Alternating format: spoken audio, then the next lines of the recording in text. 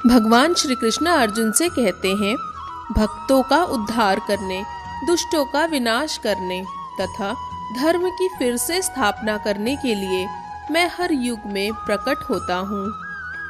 भगवत गीता के अनुसार साधु यानी पवित्र पुरुष कृष्ण भावना भावित व्यक्ति है।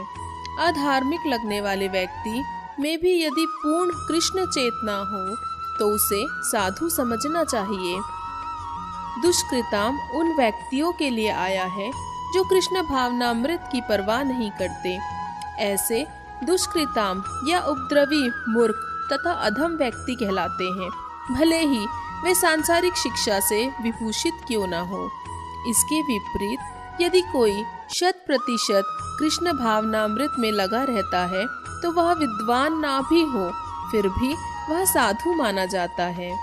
जहाँ तक अनीश्वरवादियों का प्रश्न है, भगवान के लिए आवश्यक नहीं कि वे इनके विनाश के लिए उस रूप में अवतरित हो जिस रूप में वे रावण तथा कंस का वध करने के लिए हुए थे।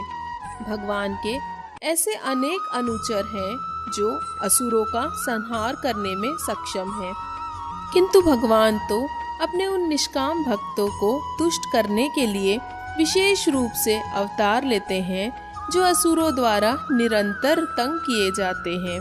असुर भक्त को तंग करता है, भले ही वह उसका सगा संबंधी क्यों ना हो। यद्यपि प्रहलाद महाराजा हिरण्यकश्यप के पुत्र थे, किंतु तो भी वे अपने पिता द्वारा उत्पीड़ित थे। इसी प्रकार कृष्ण की माता देवकी यद्यपि कंस की बहन थी, किंतु उन्हें तथा उनके पति वसुदेव को इसलिए दंडित किया गया था क्योंकि उनसे कृष्ण को जन्म लेना था। अतः भगवान कृष्ण मुख्यतः देवकी के उद्धार करने के लिए प्रकट हुए थे, कंस को मारने के लिए नहीं।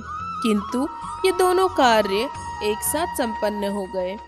अतः यह कहा जाता है कि भगवान भक्त का उद्धार करने तथा दुष्ट असुरों का संहार करने के लिए विभिन्न अवतार लेते हैं।